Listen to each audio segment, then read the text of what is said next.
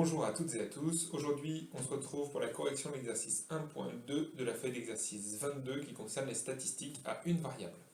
Dans cet exercice, on étudie les résultats obtenus à un contrôle dont les élèves ont eu une note allant de 0 à 5 dans une classe avec un certain nombre d'élèves, le nombre d'élèves ici jouant le rôle d'effectif et la note jouant le rôle de valeur de la série.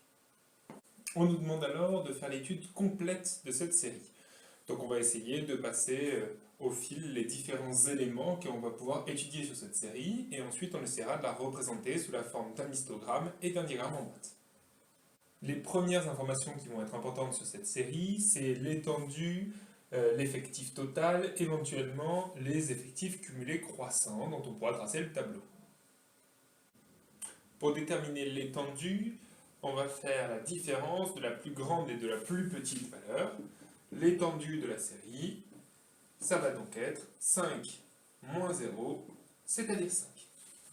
Pour déterminer les effectifs cumulés croissants, on va rajouter une ligne à notre tableau et indiquer dans chaque case de cette ligne le nombre d'élèves ayant une note inférieure ou égale à la note de la colonne. Donc ici, j'ai 4 élèves qui ont une note inférieure ou égale à 0. J'ai 4 plus 3, c'est-à-dire 7 élèves qui ont une note inférieure ou égale à 1. J'ai ici 6 plus 7 élèves qui ont une note inférieure ou égale à 2, puisque j'ai 7 élèves avec une note inférieure ou égale à 1 et 6 élèves avec une note de 2, donc pour un total de 13 élèves avec une note inférieure ou égale à 1. Et je continue ainsi, 13 et 11, ça fait 24, et 24 et 8, 32, 32 et 4, 36, j'en profite d'ailleurs pour avoir l'effectif total de ma série. En effet, j'ai 36 élèves qui ont une note inférieure ou égale à 5. Comme toutes les notes sont inférieures ou égales à 5, j'ai 36 élèves. N, l'effectif, ce sera donc 36. La prochaine information statistique que je veux déterminer sur cette série, c'est l'information de la moyenne, que l'on nomme x bar. Cette moyenne, elle est calculée en faisant les produits xi fois ni, xi les valeurs de la série, ni les effectifs, donc 0 fois 4, 1 fois 3, 2 fois 6, etc. Et en sommant tous ces produits, donc 0 fois 4 plus 1 fois 3 plus 2 fois 6 et ainsi de suite, le tout divisé par l'effectif total de la série, à savoir 36.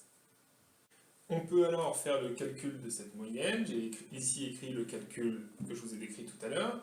Ça nous donne un total de 29 sur 9 après simplification, soit environ 3,22. On a donc une moyenne qui est autour de 3,22. Moyenne que l'on peut globalement retrouver ici. On est quelque part entre 0 et 5, mais on voit qu'on a beaucoup plus d'élèves avec des notes à 3, 4, 5. On risque d'être un petit peu décalé par rapport à la moyenne qui devrait être 2,5. Donc on risque d'être plus autour de 3, même un peu plus grand que 3, et c'est ce qu'on retrouve ici avec 3,22. On va ensuite vouloir obtenir comme information les différents quartiles et la médiane de notre série statistique. Donc je rappelle, le premier quartile, c'est la première valeur qui surpasse 25% des valeurs de la série. La médiane, la première valeur qui surpasse 50% des valeurs de cette série. Et le troisième quartile, la première valeur qui surpasse 75% de cette série. Donc ici, il va d'abord falloir qu'on considère le 25% de la série, 50% de la série et 75% de la série. On sait qu'on a un effectif total de n égale 36. Si on regarde 25% de ces 36, c'est-à-dire 36 divisé par 4, on obtient 9.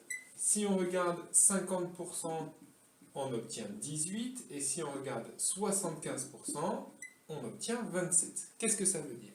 Ça veut dire que mon premier quartile, ça va être la première valeur de la série telle que au moins 9 éléments de la série soient inférieurs ou égaux à ce quartile. Pareil pour la médiane, mais avec 18 éléments, et avec le troisième quartile pour 27 éléments.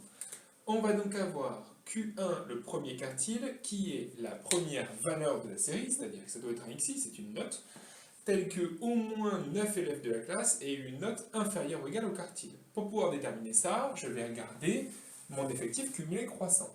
Si je regarde la note de 0, seuls 4 élèves ou moins, quand 4 élèves ont 0 ou moins. Si je regarde 1, 7 élèves ont 0 ou moins, donc c'est toujours pas les 9 élèves recherchés.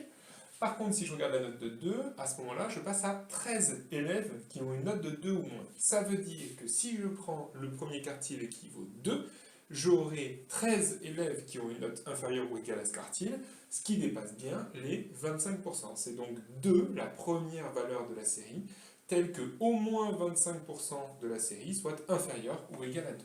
J'ai donc Q1 qui vaut 2. Je peux faire exactement pareil pour la médiane. Ici, il me faut 18 élèves qui ont une note inférieure ou égale à la médiane. Or, si je regarde ici 13 pour ma note de 2, ce n'est pas suffisant. Par contre, 24, je dépasse les 18 élèves qui ont une note inférieure ou égale à la médiane. Donc ma médiane, ça va être 3. C'est bien la première valeur qui vérifie qu'il y a au moins 18 élèves qui ont une note inférieure ou égale à 3. Et enfin, pour le troisième quartile, il faut que je dépasse 27, donc 24, c'est pas suffisant. Par contre, 32, pas de problème. Et mon Q3, ça va être 4. On va maintenant parler de représentation de notre série statistique. Donc j'ai reporté les informations qu'on a trouvées tout à l'heure ici. On va en avoir besoin pour pouvoir tracer, premièrement, l'histogramme qui représente notre série. Donc comment est-ce qu'on trace un histogramme? On va tracer deux axes, un axe pour les xi, un axe pour les ni, et on va venir sur chacun des xi ici, chacune des valeurs de la série, dessiner un rectangle dont l'aire sera l'aire associée au ni à chaque fois, donc au nombre d'élèves. Alors ici, comme tous les rectangles vont avoir une base similaire, une base de 1, en fait, ce qu'on va appeler l'aire, ça va être finalement la hauteur du rectangle. Donc ici, on va faire un diagramme bâton dont la hauteur des bâtons, ce sera les ni. Donc pour 0, le ni, ce sera 4. Donc je vais dessiner un petit rectangle de hauteur 4 ici. Pour 1, je vais avoir 3 élèves, je vais donc faire un rectangle de hauteur 3, et ainsi de suite. Pour 2, je vais faire un rectangle de hauteur 6. Pour 3, un rectangle de hauteur 11, qui va aller tout là-haut. Pour 4, un rectangle de hauteur 8. Et pour 5, un rectangle de hauteur 4. On a donc dessiné l'histogramme qui représente notre série. Un histogramme qui représente notre série, ça nous aide à un peu mieux visualiser la répartition des notes dans la classe. Une deuxième représentation de cette série, ça va être ce qu'on appelle un diagramme en boîte. Pour tracer un diagramme en boîte, on trace un axe où on met les différentes valeurs de la série.